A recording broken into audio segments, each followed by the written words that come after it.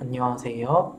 우리가 지난 주차에 22.2번에서 강의노트 기준으로 12페이지까지 퓨처스 선물에 대해서 공부를 하고 있었습니다. 그래서 이번 주차에서는 우리가 마지막 주차잖아요. 그래서 남아있는 22단원에서 퓨처스와 관련한 주요 부분에 대해서 나머지 부분 살펴보도록 하겠습니다. 이제 벌써 어느새 학기 말이 되었습니다. 그래서 학기 초반에는 막 우리가 다 각자 개강을 하면서 막 엄청난 결심들을 하잖아요. 막 이렇게 막 이번 학기 뭐 과목을 다 씹어먹을 것처럼 이제 결심을 하고서 이제 학기를 시작을 하는데 아무래도 사람이다 보니까 이렇게 중간에 지치는 것도 있고 아무래도 또 온라인으로 공부를 하다 보니까 조금 집중력이 흐트러지는 것도 있는 것 같습니다.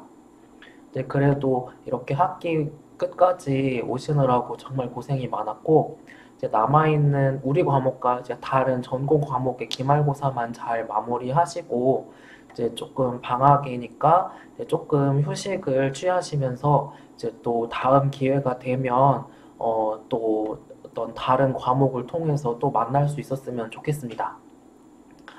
이제 최대한 좀 실생활에 도움이 되는 측면에서 다가가려고 노력을 많이 했는데 이제 저도 학기 초반에는 굉장히 막 그 열이 타올랐다가 이게 또 좀 제가 부족한 부분도 있어서 이렇게 의도한 것을 다 뭐 설명을 한다던가 말하지 못한 부분도 있는 것 같습니다. 이제 그래서 그런 부분들은 제가 또 이제 저도 조금씩 보완을 해 나가고 또 그렇게 하도록 하겠습니다.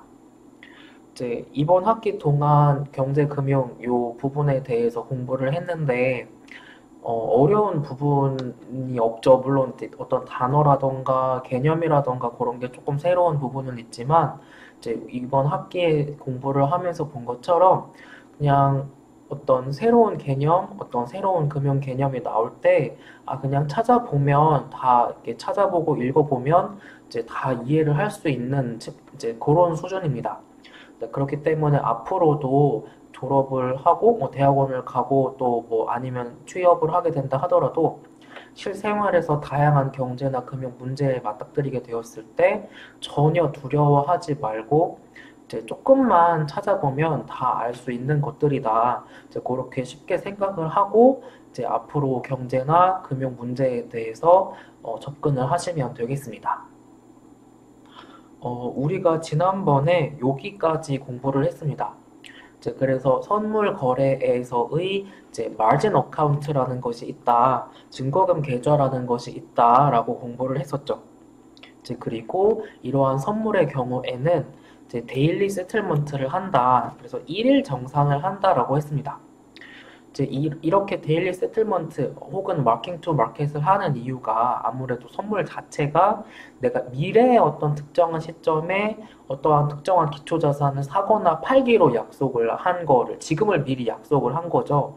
이제 그렇기 때문에 그거를 중간에 뭔가 이렇게 정산을 하는 거 없이 가만히 있다가 나중에 만기 때 가가지고 뭔가 실물 인수도를 한다던가 현금으로 정산을 해야지라고 하면 이제 만약에 그 어떤 부담해야 되는 금액이 굉장히 큰 금액이라고 하면 갑자기 막 상대편이 배째라고 나올 수도 있겠죠. 이제 그러한 거를 방지를 하는 측면이 바로 요 데일리 세틀먼트 혹은 마킹 투 마켓이라고 생각을 하시면 되겠습니다. 이제 그리고 정말 걱정되는 마음에 말씀을 드렸는데 주식이나 아니면 뭐 채권, 뭐 펀드 아니면 심지어 코인이라도 한번 직접 투자를 해보시라고 했는데 이 파생 상품의 경우에는 너무나 레버리지가 크기 때문에 실제로 투자를 해보기에는 조금 적절하지는 않다라고 말씀을 드렸습니다. 이제 그래서 이렇게 이제 여기 지금 나와 있는 것처럼 이제 이 마진콜 같은 게 들어오게 되면 내가 투자를 한 것보다 훨씬 더 잃게 된다라는 것입니다. 뭐냐면 내가 삼성전자 주식을 뭐 한 주에 10만 원을 주고 샀어. 그럼 한 주를 딱 샀다고 해보자. 그러면 내가 잃을 수 있는 최대 금액은 10만 원이에요. 삼성전자가 상폐되면, 상장 폐지가 되면 내 10만 원은 날아가는 거죠. 영원히 빵원이 되는 거예요. 그래서 주식은 잃을 수 있는 맥시멈이 내가 투자한 금액이죠. 그런데 여기 나와 있는 것처럼 선물이나 많은 파생 상품의 경우에는 내가 투자를 10만 원 했어도 이게 내가 잃는 게 20만 원이 될 수도 있고 30만 원이 될 수도 있습니다. 그래서 이렇기 때문에 굉장히 이 레버리지 효과가 크기 때문에 굉장히 전문가가 아닌 이상 파생 상품에 투자를 하는 거는 조금은 좀 조심해야 된다라고 하는 말씀을 계속 드렸던 것입니다. 그리고 우리가 여기 23.3번 부분을 살펴보도록 하겠습니다. 여기 23.3번 부분은 이제 앞에서 또 파생 상품을 잠깐 공부를 하면서 나왔던 이제 해칭이라는 것, 그리고 스페큘레이션 투기라는 것입니다. 이렇게 파생 상품을 투자를 하는 이유는, 목적은 크게 세 가지를 듭니다. 첫 번째 해칭, 두 번째 스페큘레이션, 세 번째 아비트라지. 이제 아비트라지는 한국말로 차익거래라고 이야기를 합니다. 그런데 그 중에 여기 두 가지에 대해서, 해칭과 스페큘레이션에 대해서 살펴보는 것입니다. 말 그대로 해지는 위험을 회피하기 위해서 이러한 선물과 같은 파생 상품 거래를 하는 것입니다. 그래서 여기 지금 크게 두 가지가 나와 있죠. 롱 해지. 롱 해지는 뭐냐면 내가 어떤 기초 자산을 가지고 있어. 그러면서 이 기초 자산이 미래에 가격이 오를 게 걱정이 되는 거야.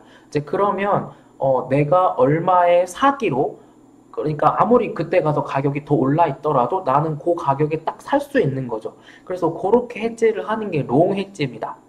그리고 숏 해지인 경우에는 내가 나중에 어떠한 기초자산을 얼마에 팔기로 지금 미리 약속을 해서 그게 나중에 더 떨어져 있어도 나는 내가 미리 약속한 가격에 팔 수 있도록 해지를 해주는 거죠.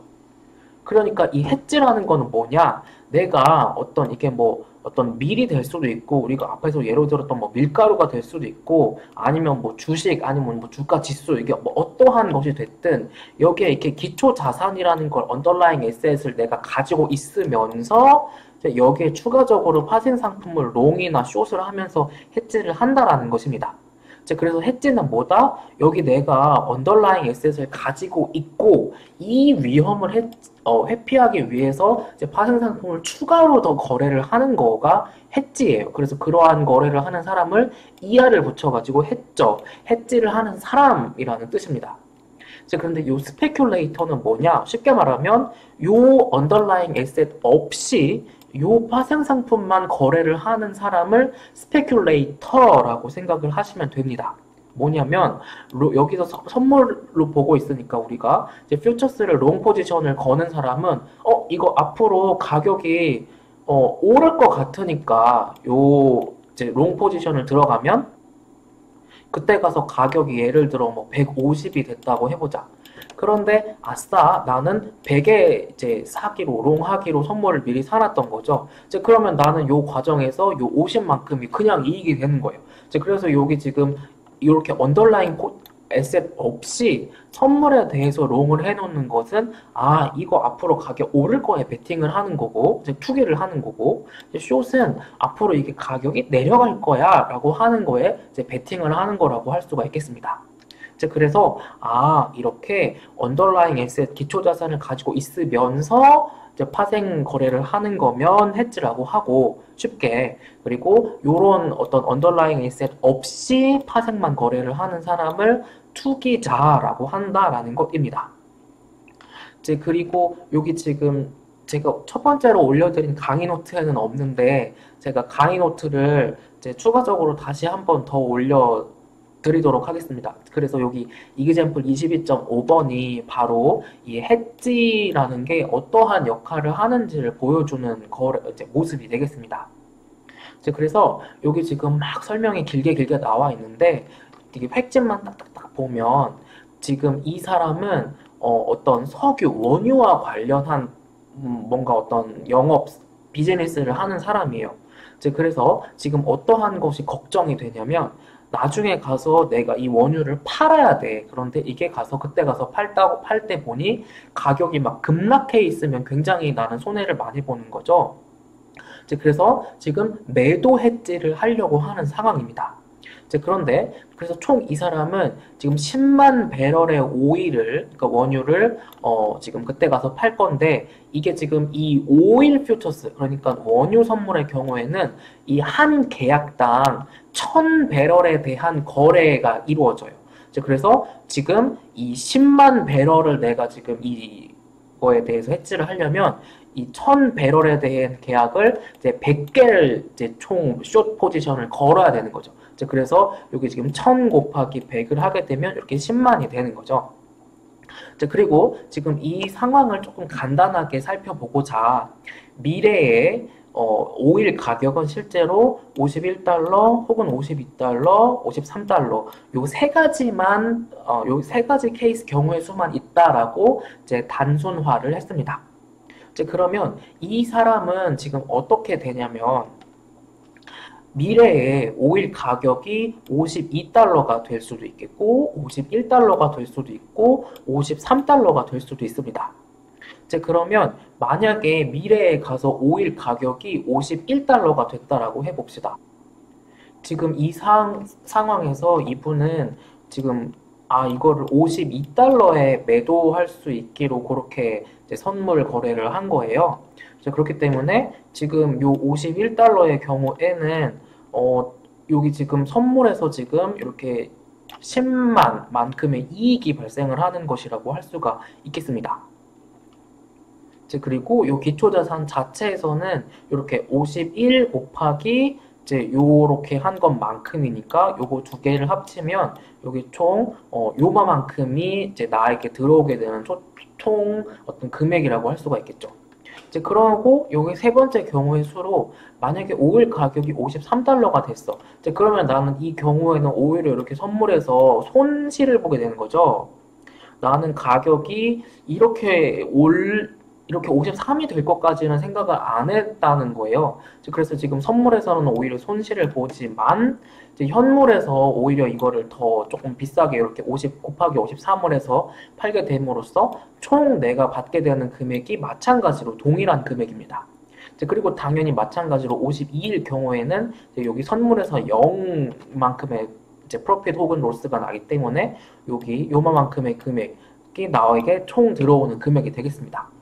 그래서 이 사람은 지금 52라는 거에 이제 어떤 2월 달에 가서 나중에 2월 달에 가서 오일을 팔기로 매도 해지를 해 놨죠. 그래서 지금 보면 이렇게 해지를 해 놓은 이상 가격이 오르든 떨어지든 내가 그때 가서 나에게 들어오는 총 금액이 이렇게 픽스된 것을 살펴볼 수가 있습니다. 그러니까 이러려고 해지를 하는 거예요. 내가 합리적으로 생각을 해서 예상을 해서 가격이 어느 정도 될 것 같으면 그만큼으로 뭐 매수나 매도 해지를 하고 나는 그 이상이나 이하의 어떤 거기에서 이익을 보지는 않겠다라고 이렇게 하는 거죠. 그래서 대신 내가 그때 가서 뭐 주거나 받거나 할 수 있는 돈은 이렇게 딱 고정을 시키는 것이 이제 해지의 핵심이라고 할 수가 있겠습니다.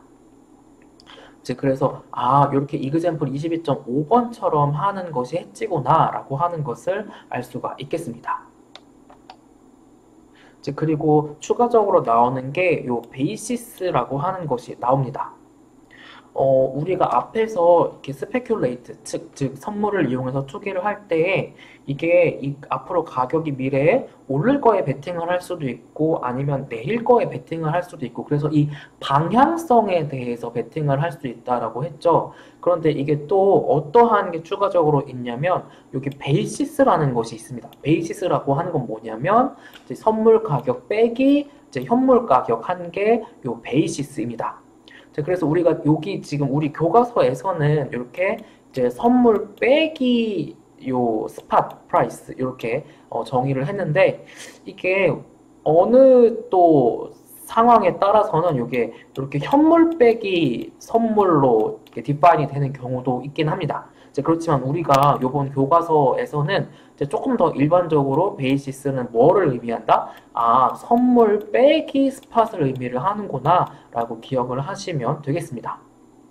이제 그리고 우리가 앞에서 데일리 세틀먼트를 한다라고 살펴봤던 것처럼 이 선물의 경우에는 이렇게 매일매일 정산을 하기 때문에 이게 선물 가격이 현물 가격보다 높다고 하더라도 이게 결국은 이렇게 만기 때 가면 이렇게 컨버지 하게 되어 있고 혹은 이 현물 가격보다 선물 가격이 낮더라도 이게 또 그 만기 때 가서는 이게 또 이 같은 가격으로 컨버지 하게 되어 있습니다. 이제 그렇다 보니까 결국 만기 때에 가서는 이 베이시스라는 게 0이 된다라는 거죠.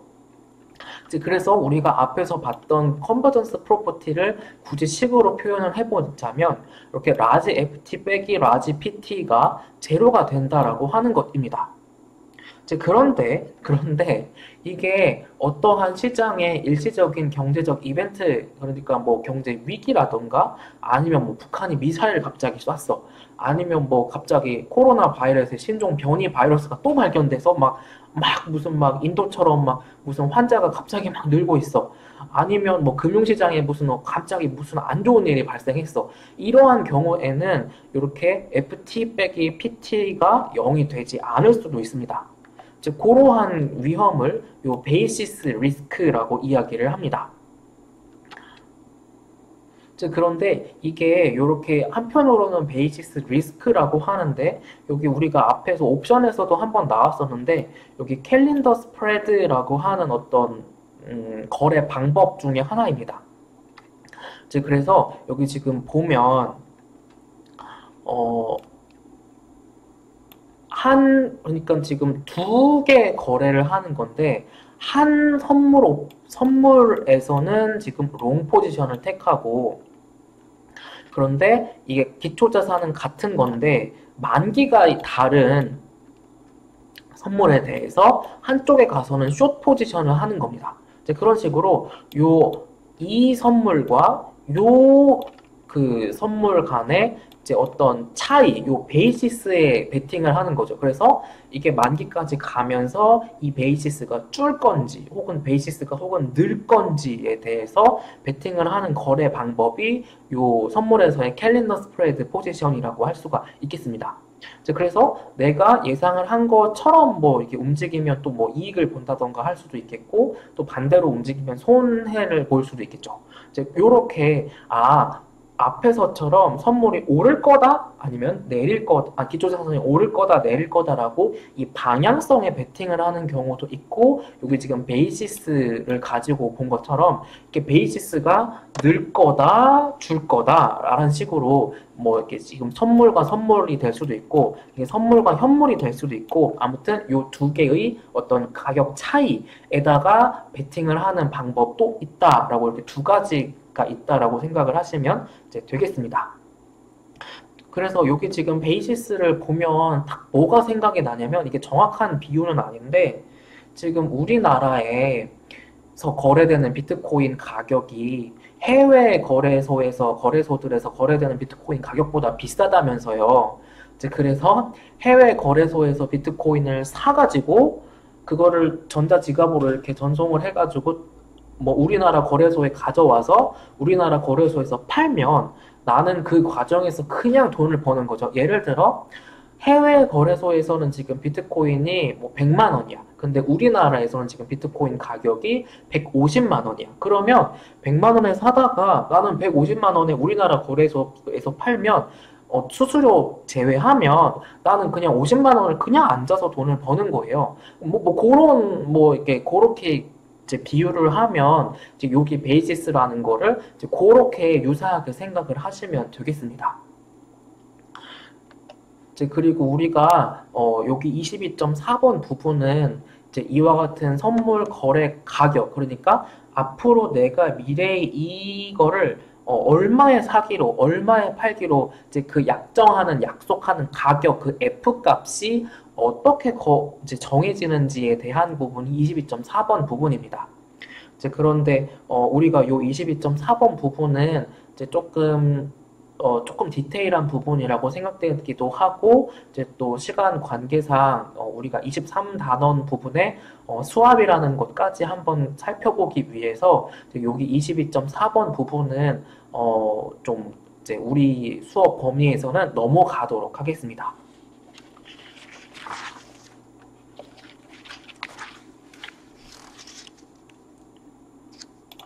이제 그리고 우리는 요 22.5번 부분에서 이제 요 노멀 백워데이션, 그다음에 컨탱고라고 하는 거 두 가지에 대해서만 살펴보고 여기 22단원 공부를 마치도록 하겠습니다.